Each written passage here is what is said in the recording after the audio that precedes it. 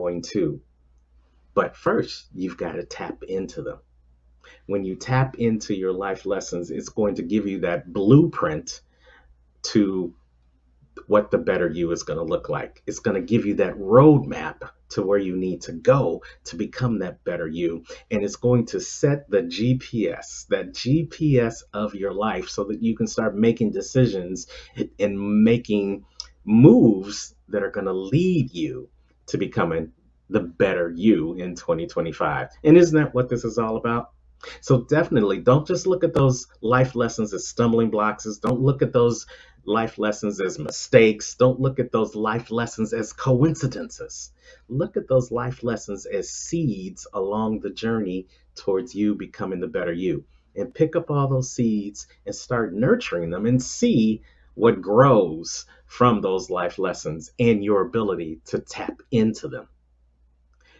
The next thing I want you to think about on this journey towards becoming the better you is, what do you expect out of life? For the longest time when I was living that average lifestyle, I didn't expect anything. And because I didn't expect anything I got was just gravy. But when I started to make expectations, then my world started to change.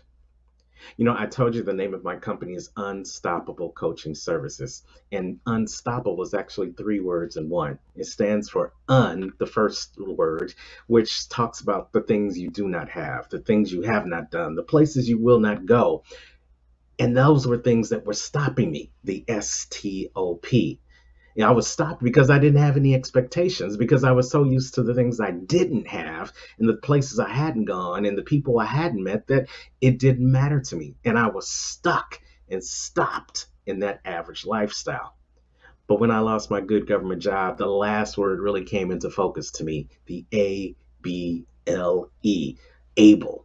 I became able to do some things, and I tapped into my abilities and my beliefs and my life lessons. And because of that, I knew I could do this. I knew I could do that. I knew I could be a speaker. I knew I could be an MC. I knew I could be on stages with hundreds and thousands of people. And so I started to expect those things to manifest themselves in my life. What are you expecting to manifest in your life? What are you expecting to have happen?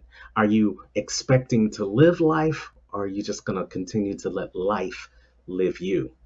When you set your expectations, then you set your destinations. If you have low expectations, you're going to get low results. If you have high expectations, you're going to get high results. And then the last thing I want to leave you with, out of the 5 things to help you become a better you in 2025, is that last word of the phrase, becoming the better you. None of what I talked about is going to make any difference unless you are a part of it. You are the center of becoming the better you. It's not about becoming the better me. It's not about becoming the better Marcy. It's not becoming the better relative. It's about you becoming the better you in 2025. So it's going to take your abilities to make this happen. It's going to take your belief system to make this happen. It's going to make you have to tap in to those life lessons to see where they're supposed to lead you to make this happen. But most importantly, it's going to take the authentic you. Not the representative that you might be showing people, not the get along person that you might have been for this time, but it's going to take an authentic you stepping out and deciding that your abilities, your beliefs, and your life lessons have brought you to this moment in time where now you're ready to be a better you. There's a phrase I want to leave you with, and then I'm going to let you go. And it goes like this: good, better, best. We can't let it rest until our good becomes our better and our better becomes our best. When you tap into your abilities, your beliefs, your life lessons, and your expectations, and sprinkle a little bit of you in that magic, then each and every day you'll go from good to better to best. And then you'll be well on your way to becoming the better you in 2025. So renew your spirit, renew your mind, renew your body, and take those 5 tips so that you can make 2025 the best year ever as you renew your soul and as you renew your body and your spirit and you take yourself to the next level of your greatness. I'm Terrence, the Unstoppable Coach Leffridge, and in parting, no matter where you are in the world today, you know what I say. Don't just make it a great day, but become the better you, and you'll make it an unstoppable day. Our next speaker is Libby Robertson, a business and mindset coach, best-selling author, and entrepreneur on a mission to make the world a better place, one business at a time. Today, Libby will guide us in discovering our purpose and stepping into our true calling. Let's welcome Libby now. Hello and welcome to this conversation that we get to have today around finding your purpose and stepping into your calling. I am so grateful to be here with you. My name is Libby Robertson, and I am trusting that you are here today listening to this because you know that you're here for more. You know that you've got this reason for being. Maybe you've got a vision of what you want for your life. Maybe you have gone through a massive life transformation and you feel like you're desiring to help more people. You're desiring to step into your calling, but maybe you don't quite know what that is. And if that's you, you're in the right place. And that's exactly what we're going to be chatting about today. I'm going to walk you through a really simple concept that you can use wherever you're at in your journey of stepping into your purpose, and use the tools and use the questions and use the prompts that we dive into today so that you can step into your purpose, you can step into your calling, and you can find out what that really is. So first of all, a very simple, very brief introduction. My name is Libby, and if we have not met before, I am an entrepreneur, I'm a coach, I'm an author, I'm the co-founder of the School of Spiritual Healing Arts, and I'm on a mission to empower millions of people around the world to make positive, sustainable changes in their lives and their families and their businesses and their communities in ways that are going to be felt for generations to come. And I really want to look at, why are we even talking about purpose? Why does that matter? For me, I was raised in New Zealand. That's where my accent is from.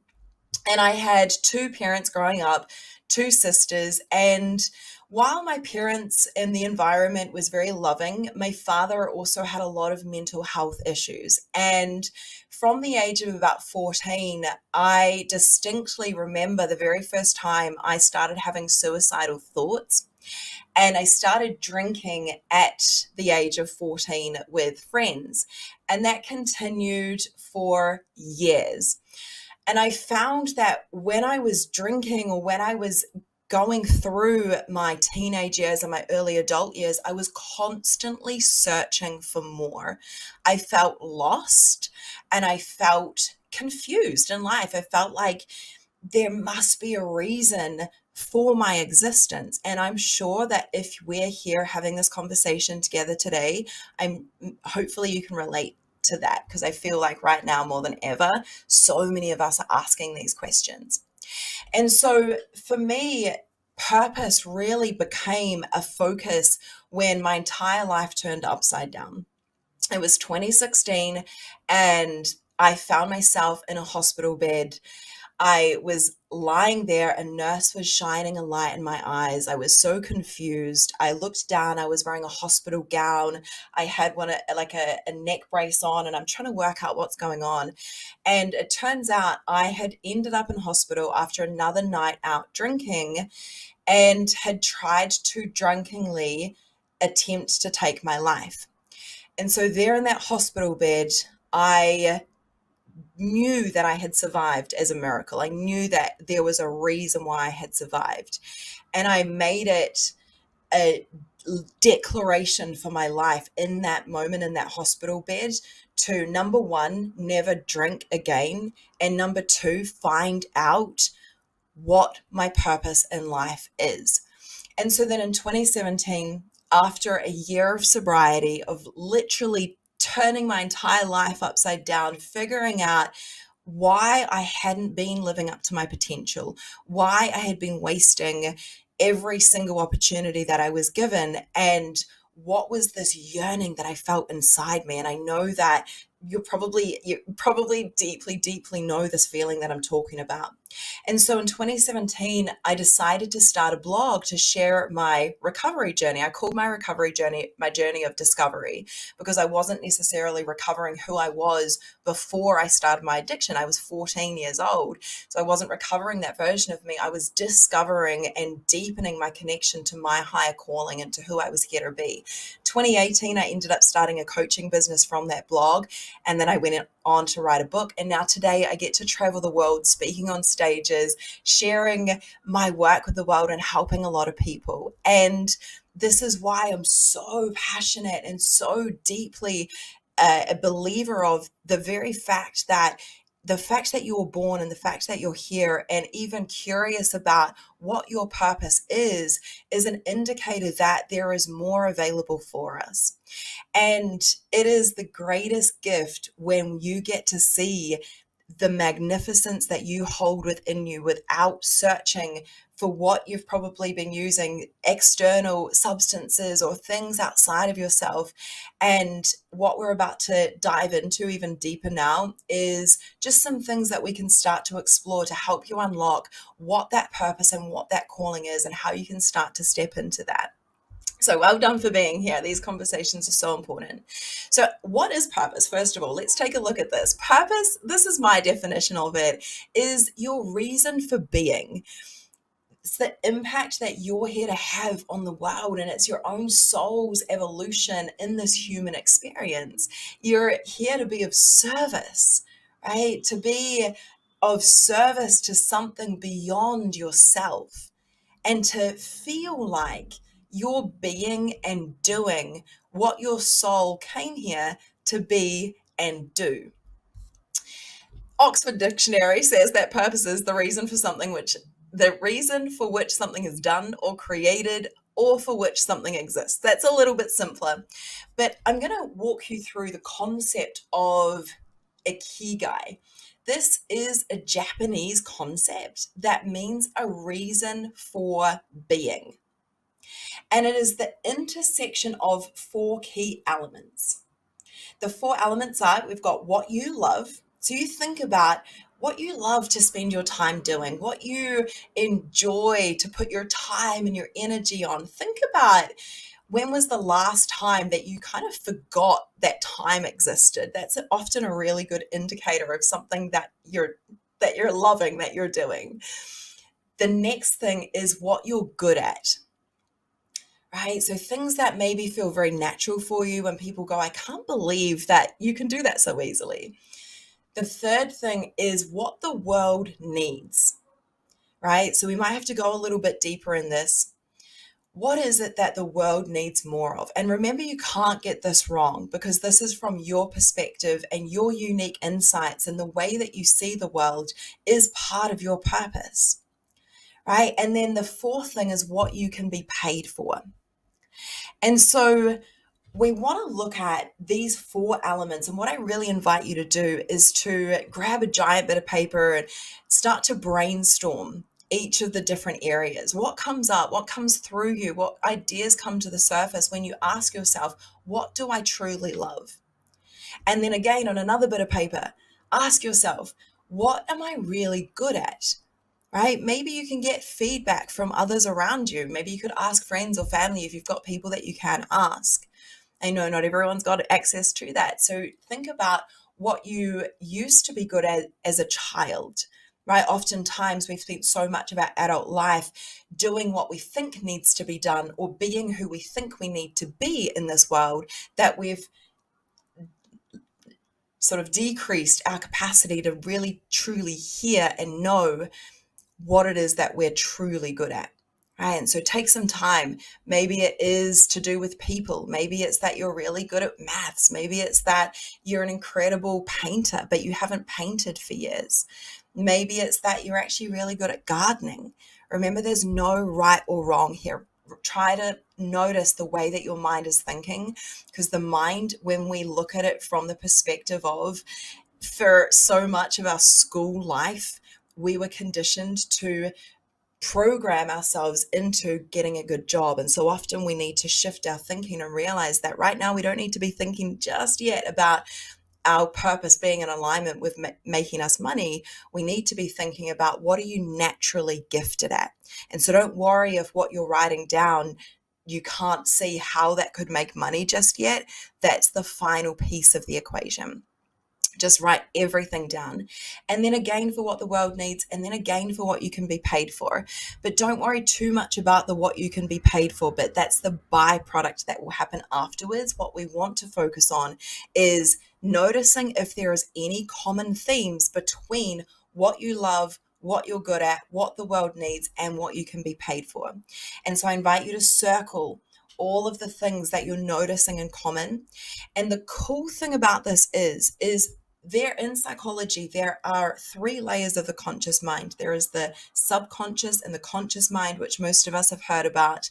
And then there is the superconscious mind, which is the psychological wording for our intuitive mind or our higher wisdom or God, universe, source, the higher intelligence that we can't always explain, but it brings creative ideas.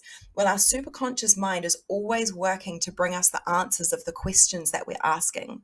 And so after you do this Ikigai exercise and you've got these questions running through your mind of what is it that I'm good at? What is it that I love?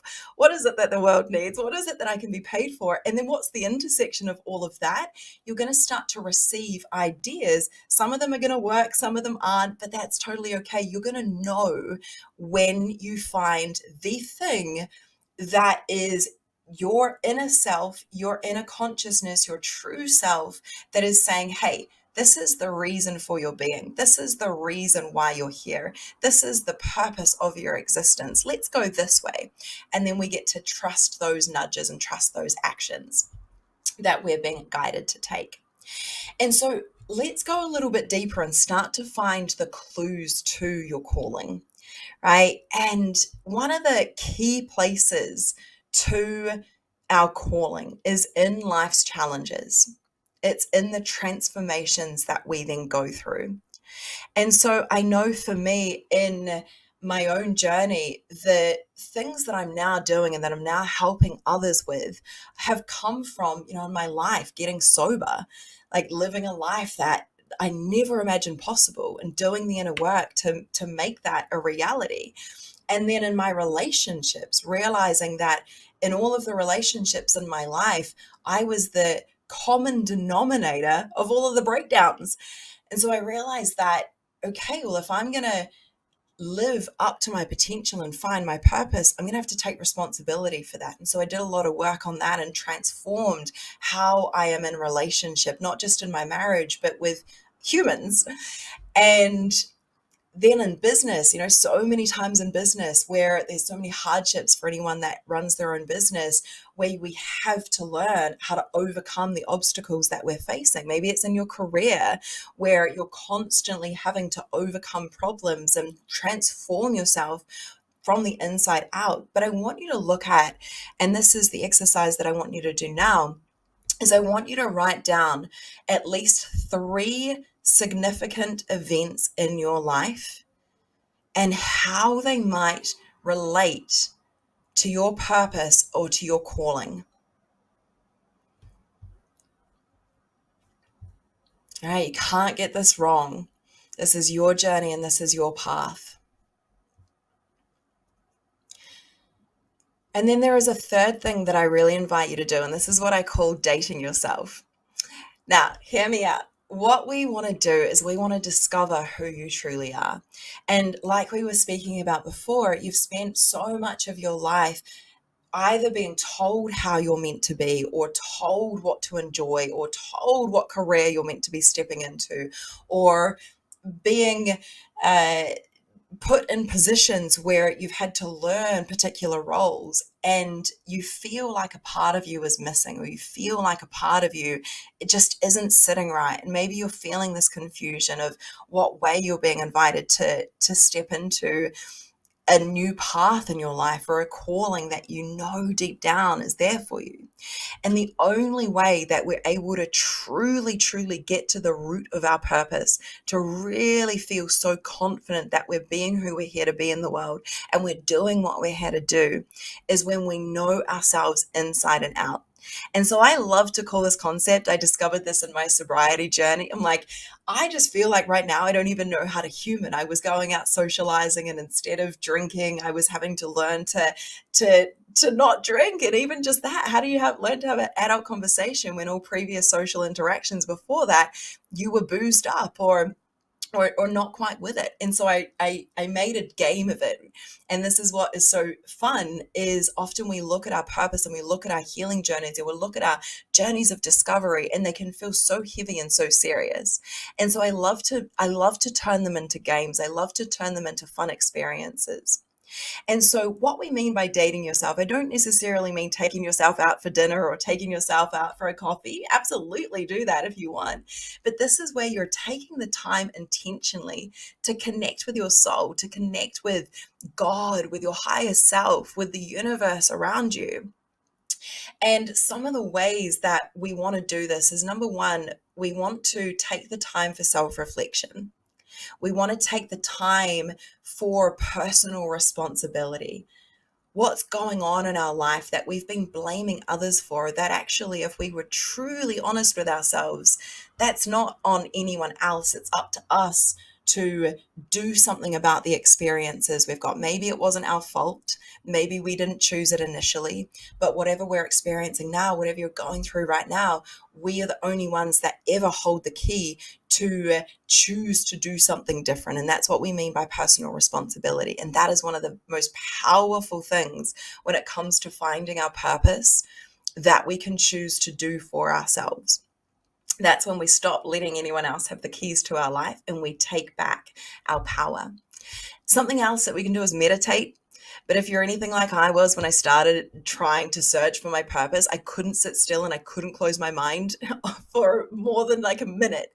And so what we want to do is find ways to get into a meditative state, find ways to get into a state where we're able to access that inner part of us without necessarily getting in our mind, which is often where a lot of the healing needs to happen first before we can hear what our heart, what our soul, what God is telling us. And one of my favorite ways to do that is getting outside in nature, going for a walk, getting out by the ocean, by some trees, in a park, wherever you can access the outdoor space. There's so much science behind being outside and how that is so healing in itself. But it's also a way for us to switch off our conscious mind or our monkey mind and really get into a flow state and to allow the answers that are coming through to come through in those moments. Fun fact, that's actually how I first of all started to get the insights into my calling and into my purpose, was when I was going out for walks. I had an idea to take other people out for nature walks, and then I had an idea to share what I was thinking on these walks, which is then how I started my blog, which became a coaching business, which is then now what I'd get to do for a vocation as well. Something else is just journaling. So just ask yourself, what am I not allowing myself to see? What am I avoiding? If I was to take a guess at what my purpose is, what might that be? And just allow yourself to journal these thoughts.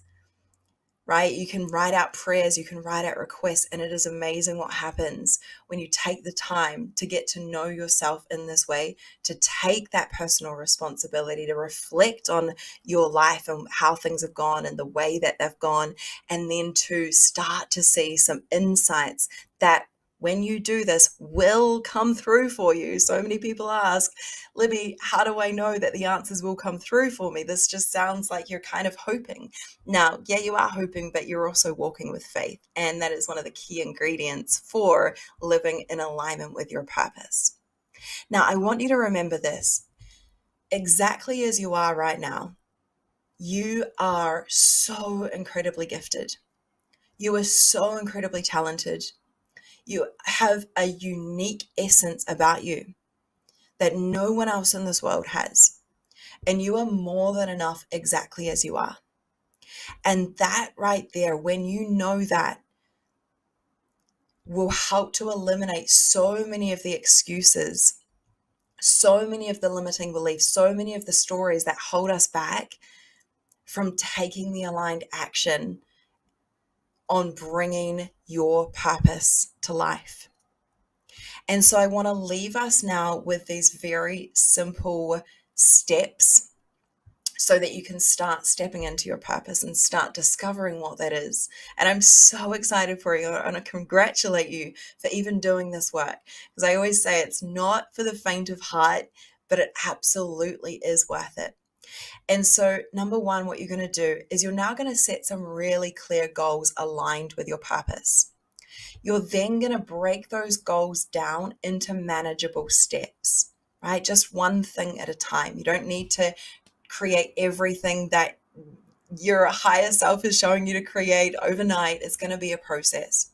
And then the third thing, which is so powerful, and we are so blessed in this time, especially in conversations and symposiums like this, is to surround yourself with a supportive community. This is one of the key ingredients, one of the secret ingredients to walking a path that has not been forged by many people, and probably not by many people around you. And so if you can get in rooms, either online or in person, where these kinds of conversations are taking place, or where you can find people doing similar things and living similar paths to what you're feeling called to, this is going to help show your conscious mind what is possible, and that if it's possible for others, it's possible for you as well. And then some final words is I want you to remember that this journey is a path of one day at a time. And in my own journey, that was my saving grace. It's so easy for us to get so worked up and so anxious about next week or next year or next month. And really, in reality, life is happening now, and life is happening one day at a time. And so if you can show up one day at a time, and you can connect, serve, and rise above obstacles, if you can connect to yourself and connect to others and connect to your higher power, your higher source, if you can be of service every day, just ask, how can I be my best self today? How can I serve today? And then the final piece is rise above obstacles, because this path is going to build your resilience. You're going to become even stronger than you even already are. And you're going to live a life that is extraordinary, because you have given yourself the permission to think differently and live differently and take different actions and start to become someone new every obstacle that you face and that you rise above. There are so many other things that I would love to share with you. And so if you want to receive a gift that I've got for you as a friend of Marcy's, I would love to share that with you. You can just send me a DM on Instagram at the Libby Robertson. DM me the word purpose, and I'll know that you're a friend of Marcy's, and I will share a gift with you. Thank you so much for having me. I am so grateful for being able to have this conversation with you, for you being here. Together we heal, together we rise, and together we create a whole new way. I'm excited to now introduce Danielle Massey, a licensed psychotherapist and creator of the Writers Academy. Danielle will share how we can bring our stories to life by writing, marketing, and publishing a book in 2025. If you've ever dreamed of becoming an author, this session is for you. Now let's hear from Danielle Massey. Did you know that 80% of people dream of writing a book, but only a fraction ever go through with it? Hey everybody, I'm Danielle Massey, licensed psychotherapist, best-selling author, and creator of Writers Academy. And today we're going to go through how to write, publish, and market your book. I know that every one of us has a story that we want to share, but it's really difficult to figure out where it is the best starting place for you, what it is that you want to put into action, and how to actually get your book out there at the end. So grab a pen and a piece of paper and let's dive right in. Let's start with defining your why. Both Marcy and I are authors, and I know that she knows just as well as I do that we have a lot of books in us. And knowing why it is that you're going to bring that book into the world and what it is that you want to accomplish can really laser focus your book itself. So start by answering a couple of questions. Why is it that you want to write this book? What impact do you want to make? Let those words be your North Star and let it carry you through to create what I want to call your core message. Your core message is the meat of your book. It's where you want to take people through the journey up from start to finish. And a problem that a lot of first-time authors have is that they have so many books in them and so many things that they want to say that their book ends up feeling a bit all over the place and like it's circular instead of linear. We want you to have a really linear focused book when you're writing. So start with a free writing exercise to write down all of the different ideas that you have for books that are inside of you right now. Grab that pen and piece of paper and just jot down every single thing that you can think of that you could write a book about. Give yourself a couple of minutes, grab a cup of tea, and when you're done with that exercise, look at what it is that you have on that piece of paper, because you probably have a lot of different directions that you could go with this book. What you're going to do next is you're going to create a small outline for each. If you had to write 10 chapters in whatever book it was that you have on there, say you have 5, write 10 different chapters down for each one. And once you have those, start to think about the different things that go into a book. Things like stories that you could share, because every self-help book, every good self-help book has prescriptive stories that you can share that help people understand what the topic is and where you're headed. Use that to write out all of those different chapter outlines. And once you have each of those, move on to the next potential book. And after you do this for every single one of those, look them over, listen to your body, your gut, and your mind, and think to yourself, which one of these makes the most sense for me to write right now? I know for myself, when I was writing my book, Shadow Work, I had like 5 or 6 different things that I really wanted to write about. And every single time that I started veering off into one of those other books and other topics, I had a different tab open in my Word documents where I could just switch over and go, let me remember this one for the next book. That way, when I write the next ones in the future, I've got the stories and the different pieces, and it keeps that book that you're working on right now laser focused, because we really want it to be narrow. It helps for the readers too, as they're going through, to feel like the book makes sense to them. And it'll help if you go the traditional publishing route, because it'll make sense to whoever your agent or your publisher is going to be. All right, the next thing after that is I want to emphasize consistency, because a lot of people start writing a book and, they drift off. They have a tough time keeping with it.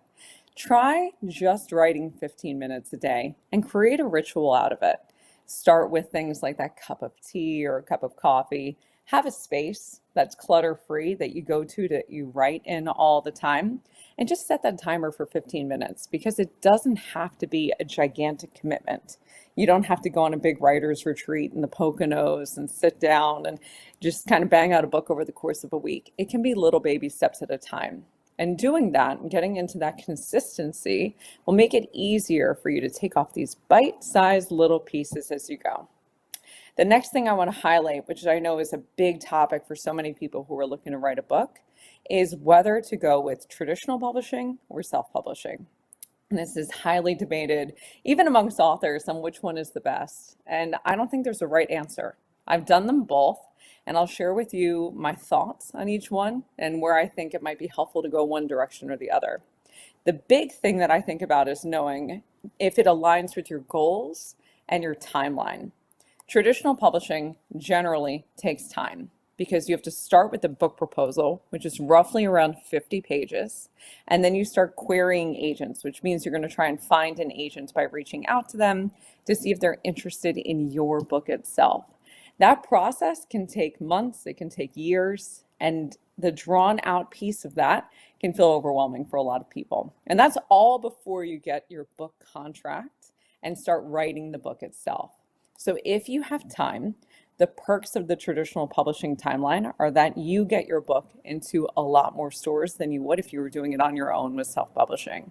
My book, Shadow Work, is in every Barnes & Nobles around the world. You can get it on Walmart, Target, every boutique store that you can think of. Anthropology carries it.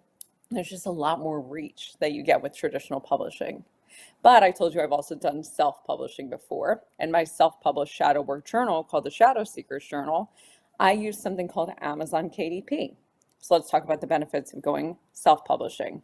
With self-publishing, you could have your book out in the world as soon as you get it done. It doesn't take a lot of time, it doesn't take a lot of effort. The negatives of doing it that way are that you don't have an editor built in, and you usually have to shell out a certain amount of money versus making money immediately for your project. With traditional publishing, you'll get a book advance, and that'll pay for some of the pieces that go into getting the book out there, and you typically don't have to pay for your marketing. With self-publishing, you're putting the money out. With platforms like Amazon KDP, they don't charge you to put the book up, and they don't charge you to print it, but they take a percentage of your sales, and it's only listed in that one place. Unless you were to order a bunch of copies and walk them around to different bookstores and offer that they sell it in those places, or if you were to go on speaking engagements and bring them with you to sign copies of them in those places. So there's obvious benefits and detriments to both. And also with self-publishing, you are the only marketer. So getting your book out there is 100% reliant upon you. You are the best voice for your book at that point. So how well it does or doesn't do relies entirely on how much of a reach you have, which brings me to the third piece of this, which is marketing your book. When you think about marketing for any book that you have or any product that you have, you should be thinking about that even as you're beginning the process of writing the book. Start early. And if you go the traditional publishing route, you're going to have to let your book proposal show what your marketing plan is anyway. So come up with a plan. Think about what you can do 6 months out, 5 months, 4 months, 3 months, 2 months, 1 month, and then for the few months following your book getting out into the world. Some of the things that I recommend for this are finding podcasts that you can do. And you probably know more people with a podcast than you think. So reach out to your network and see who has one and start getting onto those podcasts or getting on their radar so that when the book is ready to be out there, you can hop on those podcasts and share it with the world. Think about investing in really branching out on social media, an investment in time or in money, sometimes both, to get your social media following larger so that you have a bigger audience when the book comes. And if you're going traditional publishing, this is also a huge selling point for traditional publishing houses because they want to see that you have a reach. They want to know that when the book gets into Barnes & Noble, people will come pick it up. And it's not something that's going to end up back in their warehouse in a few months because it didn't sell. So start to think about those big things and months out, 6 months out, 5 months out, what's your plan to do those? Are you going to hire someone to help you? Are you going to be scheduling those things on your own? If you have any kind of background where you can hop on a stage, can you be a public speaker somewhere and talk about what your book entails? For me, one of the big things that I did was all of that. Plus, I did a book launch party. And every book that pre-sold ahead of time, everybody got a ticket for the launch party. And the day that the book launched on Amazon, Barnes & Noble, Walmart, Target, everywhere else, everyone who had a ticket to that could come onto my book sale party. And I had some celebrity guests. I shared clips from the book. I showed the process of what it was like to put it out there and insider secrets that they wouldn't be able to get elsewhere. Building up that buzz and that hype also helps you hit bestseller because with pre-sales and all the things that come beforehand, it's going to amp up those numbers. So when it does get out there, you already have so many that are sold. I know that the process of writing, publishing, and marketing your book can feel daunting. But there are steps that you can take to get through it. And there are a lot of people that you know who can help you. Reach out to your network, get support, use courses like Writers Academy to get out there and read because reading other people's books is so inspirational. I know that Marcy has her book, Chaos to Clarity, that I would highly recommend. I've got my book, Shadow Work. Use these different books and the people's journeys behind them as inspiration to figure out how you want to get yours out there and to keep you focused on following through on that dream. Because that statistic that I talked about earlier, the 80% of people who want to do this but never do, it's sad because we need to have our stories out there. We need to inspire each other. And I know that every single one of you has a book within you that is waiting to come out. I hope this was helpful. Thank you guys so much for watching this. And you can feel free to reach out to me on social media at I am Danielle Massey. And thank you, Marcy, for having me on to talk about this topic. I'm always thrilled to share, and I can't wait to see more authors in the world. This is for all the entrepreneurs out there. We have Rhonda Swan, author and CEO of Unstoppable Branding, that's going to join us and teach us the blueprint for building a lasting online brand. Her insights will empower you to take your business to new heights. Now let's get educated and elevated. Hi, everyone. How are you? Rhonda Swan here from the Unstoppable Branding Agency. Thank you so much for having me on the symposium. Marcy is amazing, and I'm really excited to come out here today because if you don't know anything about me, I am the founder and CEO of the Unstoppable Branding Agency. Our company works with entrepreneurs, coaches, and consultants and companies to help them dominate their online presence. We do that with tier 1 and tier 2 publications. We are a branding and PR firm. Our motto is we turn best kept secrets into world renowned brands. And that's what I want to talk to you today about. How do we build our brand right now in 2025? And what are some of the elements that we need to truly focus on? Now, let's just think about it, right? The world has shifted a lot. Everyone, in fact, 7.8 billion people are in the world. And guess what? 6.2 billion of them are actually online competing for the exact same amount of attention that you are. So then how do we actually compete in this busy marketplace? How do you get your message out in front? How do you become magnetically attractive and so that your brand is one that they choose? Well, there's a couple things I'm going to go over today to really help support you guys in taking some immediate action on not only helping you build your brand, do it in an authentic, magnetic way, but also attract clients that you love and clients that really value what you do. So first step, number 1 is, why are you doing what you're doing? Now, I know you've probably heard start with why from Simon Sinek, or you've heard about what's your why, what's your why. However, I want to really dig into this one because your why is what people care about. You got to remember, they don't care what it is that you do until they know why you do it. I got to say that one again. They don't care what you do until they know why you do it. We have to, as a brand, we need to connect with the heartstrings of our audience so they understand, why is it that you care about what you're doing? Why is it that they should work with you? Why is it they should hire you? Why is it that you care? And I always go back to storytelling, because when you understand your why and you know how to tell the story so that someone articulates or feels articulation and the connection as to why you're doing what you're doing, that connects the two of you. That makes us more human. See, digital marketing has really diluted the emotional side of what it takes to connect with someone. And we are in a world right now where we are zigging while everyone is zagging. Everyone's going to AI. Everyone's going to this non-emotional type of marketing. But if you zag and you go back to the emotional type of marketing, you start sharing your story as to why you're doing what you're doing, now people are willing and are ready to connect with you. This is why we work so strong in the PR and media space. We help our clients tell the story of why they're doing what they're doing in a third-party way so that the audience can read what is it that you do and how do you do it and why do you do it. And then what happens? They see in what you're doing and in your story, they see themselves. This is probably one of the most important pieces. So for instance, let me give you an example. I was a corporate executive 20 years ago, and I witnessed a woman putting a 6-week-old baby in daycare. I was 30 years old. I was a corporate executive with a pharmaceutical company, and I was sitting in this meeting. 7 a.m. on a Monday morning, this woman walks in 15 minutes late, and my boss threw her on the cross for being late. And I sat there. This woman's lip was trembling. She's like, "I'm so sorry. Today was the first day I dropped my baby off at daycare. It was such a hard day." And my boss said, "If you want to put food on this baby's plate, you'll be here on time. You'll pick your child up after you do your work."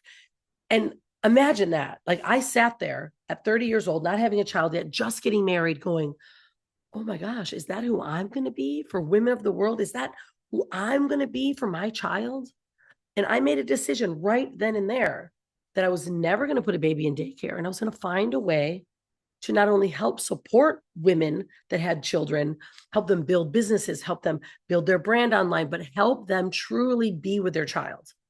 And so because of that, I quit my job and I started our company. We started off as a branding firm. I was helping people build their brands. In fact, I've launched over 2,500 new brands, products, and services for my clients, and they stayed home. They've been with their kids every day. And now my daughter, 17 years old, she's traveled to 30 plus countries around the world, and I've been with her every single day. So what I love and why I do what I do, building online brands, because I want to help my clients share their story, allow their audience to connect with them in a whole different way, create that online credibility and presence using tier 1 and tier 2 publications so that they can build a business. They can be seen online and they can be with their kids every day. See the difference in that story than just me saying, I run a PR and branding firm. I can put you in, USA Today, Forbes magazine. It's a whole different vibration when I share why I do what I do. And also, I've been able to travel the world for 17 years because I built my company exclusively online. So when people see that, they see that story, they're like, oh my gosh, how can I have this? So I want you to think about that people don't care what you do until they know why. So why are you doing what you're doing? And then turn that into a story that helps support and attracts your clients to you, whether through a service, whatever it is that you do. When people care, they will buy, they will invest in you. My daughter, Hanale, who is 17 now, she was 10 years old. She started her first company. She's a fashion designer. She made her first 6 figures at 12 years old. She was in New York and London Fashion Week. She had people investing in her because she was making these little crazy keychains to fund her business. She would tell them her story. Invest in me. Will you buy this? This is going to help me become a fashion designer. So storyline works. Stories sell, right? Features and benefits, that tells, but the stories are what sells. So I want you to really think about in 2025, how are you sharing your marketing message, what you do through your story? Okay.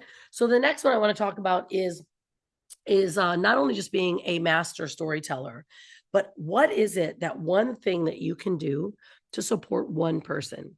I think what happens often when people are building their businesses and they're marketing online, they say, I can help everyone. But in reality, why would you want to help everyone? If you can nail one person, get them dialed in completely, you focus on them. Are they a man? Are they a woman? Right? What is it that they're doing? What is it that they love? When you know the problems they've got, now you can help solve their problems with what it is that you do. Right? So if you have a podcast or you have a show, you start sharing storyline through this podcast or this show, and then show you solving that problem when you're talking about the information in your show, or maybe you have a guest on your show. Like when you start weaving stories, people then start to listen. And if you are solving the problem of one person, so my mission, I was solving the problem of that one woman that never wanted to put a baby in daycare. She might have had a corporate position or she wanted to quit her job. And I wanted to let her know how simple it is to work online, to build a business online and a brand online without having to sacrifice being a mother, without having to sacrifice, being home with your kids. Like these are the magic elements and the key elements that most people don't usually think about. And then of course, now the most important thing is what I do is when you have a quality brand image, then a brand message, then you have a strategy of how you're going to deliver that. But then you add on PR and media, where you have third-party validation, someone telling your story or putting you in as a top thought leader in your industry. What happens? It does a subconscious shift for your audience, and they literally go, wow, there must be bigger credibility if you've got to have an article in USA Today, or, if someone else is talking about you instead of yourself. So I love to use PR and media articles. It's almost like if you were to go to Times Square, and instead of you in the middle of Times Square going, I'm awesome, work with me, my company's awesome, you've got someone else holding the megaphone saying, you're awesome. They are awesome. Their services, their products are awesome. And that's what PR and media does. It not only shifts from you saying all the things that you do, but it tells your story in a different way. So I hope this served you guys today. Feel free to reach out to me. You can find me on Instagram. Rhonda Swan is my Instagram. You can also certainly find me anywhere online by searching Rhonda Swan. I do host a show as well, and I give branding tips, PR and media tips, and opportunities every day to brands just like you, so that you can now stand over and above anyone else in 2025 and you zig when everyone is zagging. All right, guys, hope that helped. Thanks, Marcy. We'll talk to you all soon. And don't forget to be unstoppable and stay wild. Finally, we have Geraldine Glass, author of Sacred Vibrations. Geraldine will introduce us to the transformative power of crystalline sound and music. She'll share how these vibrations can change our lives and promote healing. Let's welcome Geraldine Glass. Hello, everyone. I'm Professor Geraldine Glass. I'm a musician, a singer, an author, and a leader in the field of sound and music as medicine. I'm so glad that you've joined us. What do I want to share with you? Well, we all know that music can uplift us, and we all understand that music has the ability to take us into that place beyond where words can take us. You know, you hear a particular song and suddenly tears fill your eyes, or you hear a particular song and you just want to move your body and dance. Music has an ability, it's a language that's universal to all of humanity. It goes beyond the thinking mind. And so I want to share with you a little bit about these crystal alchemy singing bowls. So they are relatively new instruments in the field of sound and music as medicine. They've only been around about 25 years. So what makes them so unusual is they're made of pure quartz, and that quartz gets infused with semi-precious gemstones, minerals, earth substances, and precious metals such as gold and silver. And quartz, being an amplifier, a transmitter, and a receiver, those elements get amplified. And so it's a very fascinating, they are very, very fascinating and exquisitely beautiful instruments. So I first heard them 18 years ago. I was living in Germany and working as a singer and a professor, and I was leading a children's foundation that I had created. And as I started to play the bowls and share them with my students and the kids and friends and people were all having really profound experiences. And one of my young students, who was 16 at the time, she was having trouble with her vocal range. And so I asked her to take one of the bowls. It was approximately this note. And I asked her to tone with it, to make a sound. So to open her jaw, release the jaw, and ah, and perhaps a different note. And lo and behold, as she allowed her voice to entrain with the sound of the bowl, the energy freed up, her voice freed up, and she was able to go into her higher register. But as a consequence of that, she also shared with me that suddenly, as the voice freed, she remembered a childhood trauma that had been tucked deep away inside of her. She started crying, and she processed that trauma with the sound.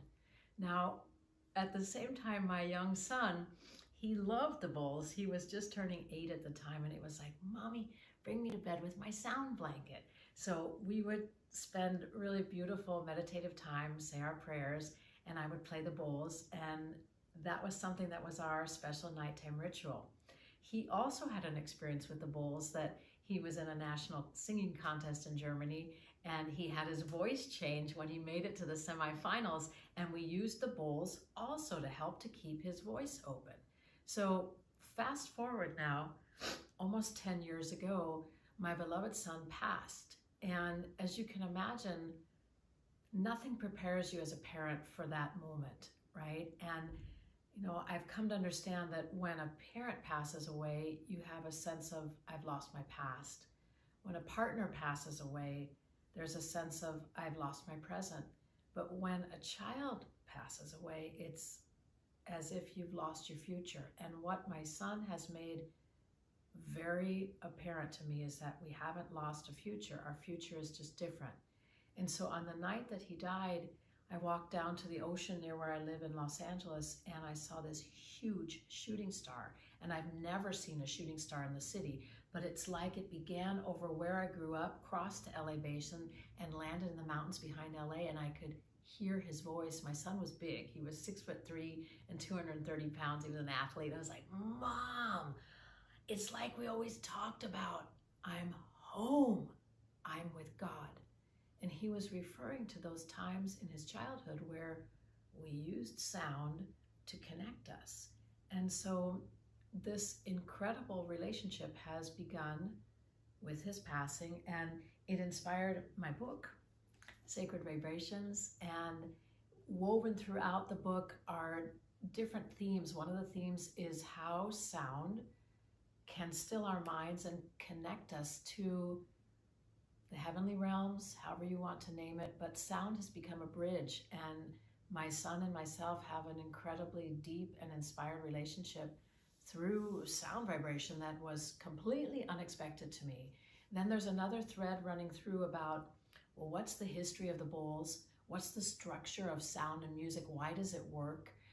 There's contributions from leaders in the field, and then something that we called Sound RXs, which share like how I've worked with cancer patients, hospice patients and their families, veterans with PTSD, Parkinson's patients, dementia patients, and then just giving sound baths to the general public, because all of us need a safe space in which we can deeply, deeply relax, breathe and feel, and just let things go, quiet the thinking mind.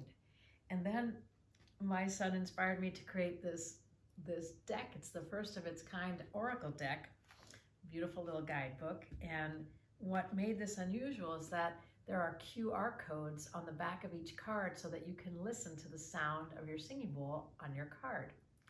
So it was very clear, he made it very clear, like, Mom, music truly is a medicine, and it's very important that we make this available to everyone.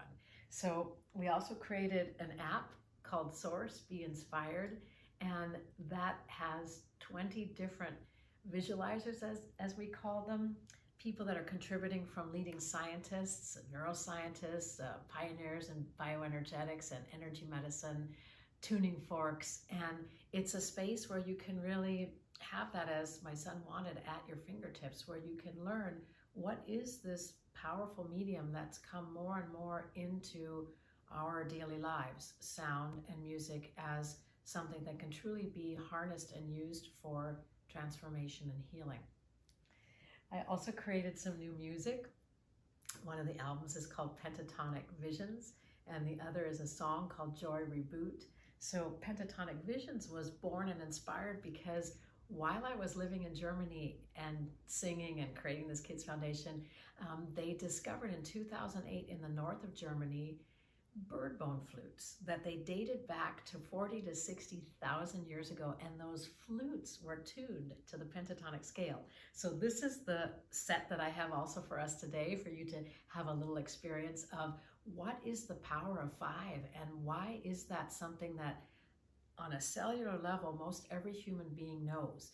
Again, music being this universal language that goes beyond our culture and our beliefs and everything to connect us heart to heart.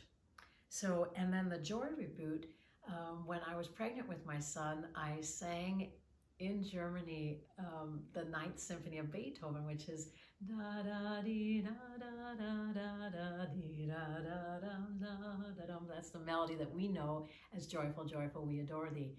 And after my son was born, I was very pregnant with him when I sang a series of 9 of them. After he was born, whenever he would cry, I would put on that Ninth Symphony, and boom, he was still as a mouse. So that was one of my first experiences really of music, had the ability to soothe my crying child.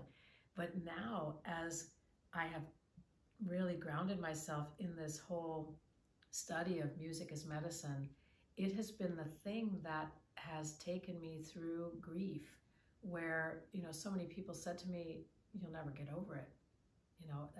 That's it for the rest of your life. And it was like, there must be a way that we can be held in our grief and our pain and our losses and our disappointments. How can we be held in there? And how can we, as a human instrument, quartz-like in nature, so our bones and our blood are quartz-like in structure, how can we tune ourselves when we have gone out of tune. So we can imagine you tune a guitar, you tune a violin, you can tune a piano, but how do you tune this human instrument?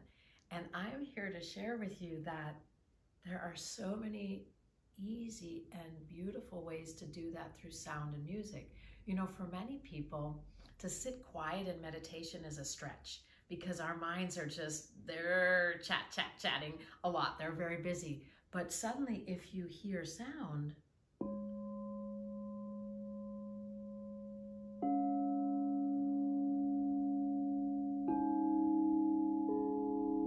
mind goes, oh, wow, that's music. I love music. It does its thing, and it suddenly becomes still and focuses on the sounds. So I'm going to invite us, if you can either watch how I play or you can close your eyes, but I invite you to breathe very deeply. Breathe deeply into your belly. And I invite you to set your own personal intention. So what has been up for you?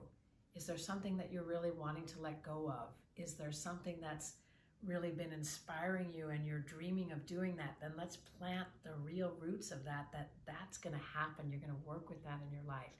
Whatever it is, please set your intention. And as we combine what I call the sacred sound vibrations, let's let your intention and sound join together, because that equals transformation. So this is a pentatonic scale. Take a listen.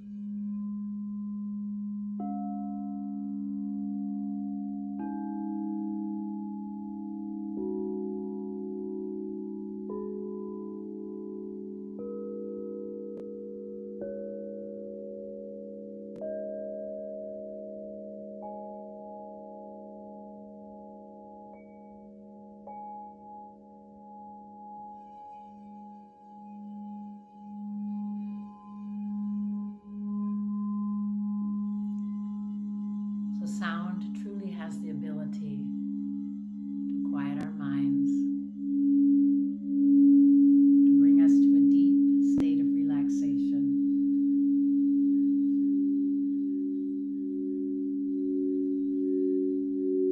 Everything is energy, and we are sound vibration compressed into this human form, and we are light. Allow the sound to take you in that place beyond words, beyond time and space, into the ineffable.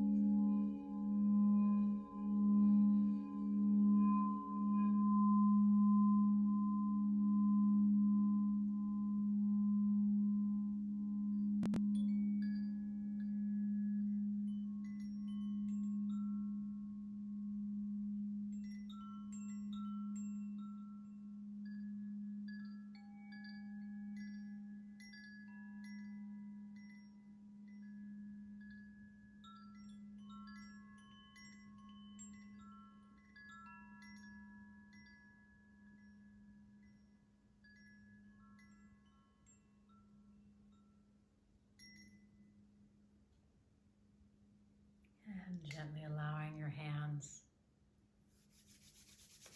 to come together, rubbing them, generating heat. Perhaps you place them on an area of your body. You just feel the energy and the warmth and the vibration of you. Because truly, there is one of you in all of time, and our responsibility is to land in that uniqueness of who we are, just like each of these bowls is one of a kind. They're one of a kind pieces of sonic art. We are one of a kind, and each of us has our own unique vibrational frequency. And it's ours to recognize that, to identify it, to free it, and to express it.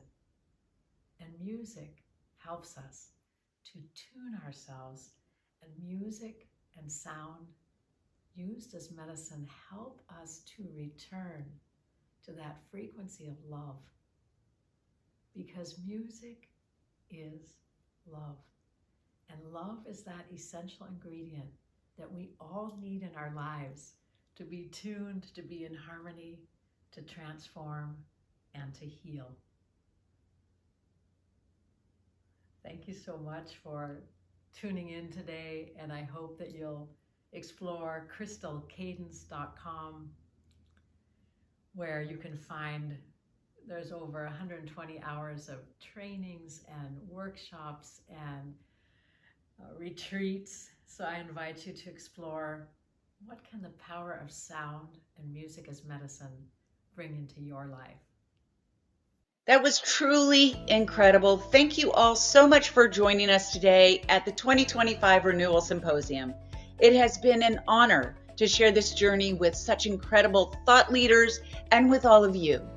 Remember, you can revisit today's symposium, available anytime on the streaming channel on NJ and YouTube at Wake Up with Marcy. I'll also have all the contact information for today's speakers available on YouTube.